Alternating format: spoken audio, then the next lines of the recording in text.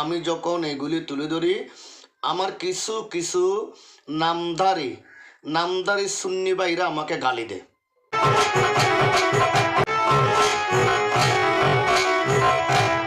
আসসালামু আলাইকুম ওরহমতুল্লাহি ওবরকাতুহু।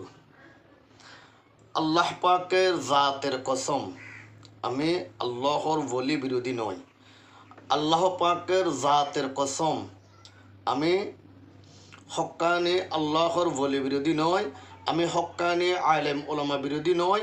আমি হক্কানি আল্লাহর ওলির মাজারের বিরোধী নয়।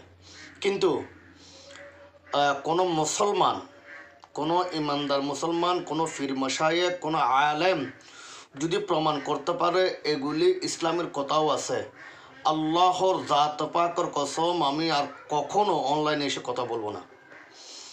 আসলে দেখুন কিভাবে বেপরদা নারী পুরুষ একসাথে গায়ের কাপড় খুলে কিভাবে নাচানাচি করতেছে ওরসের নামে, সেমার নামে। এগুলি কি? এগুলি কোন আল্লাহর ওলি করেছে? এগুলি কোন সাহাবি করেছে? এগুলি কোন তাবি করছে? বলুন, দেখেন তো আপনারা।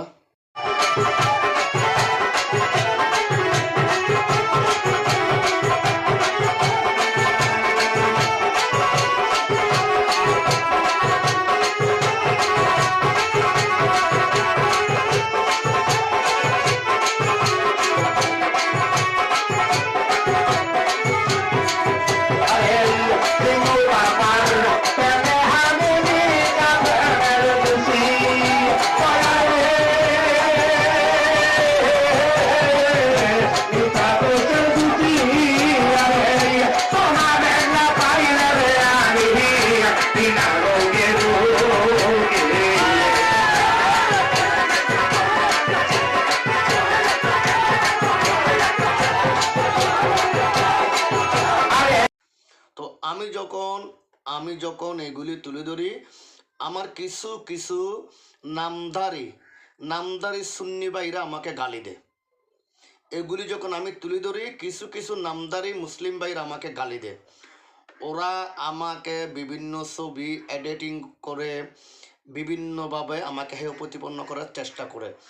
এখানে কিছু আবার নামধারী মুফতিও আছে, যেমন বাঁশখালী বাড়ি একটা ওয়াহিদিয়া নামের আগে মুফতি লাগায়। তারপর আরেকটা হচ্ছে যে রোহিঙ্গা বাঁশখালী জাল্লাপাড়া, যিনি আশ্রিত, যার জন্ম নিয়ে বিভিন্ন প্রশ্নবিদ্ধ আছে, যিনি আপনার হচ্ছে যে ধর্ষণ মামলায় পালাতক আসামি, বর্তমান ওমান আছে জহির গিয়া।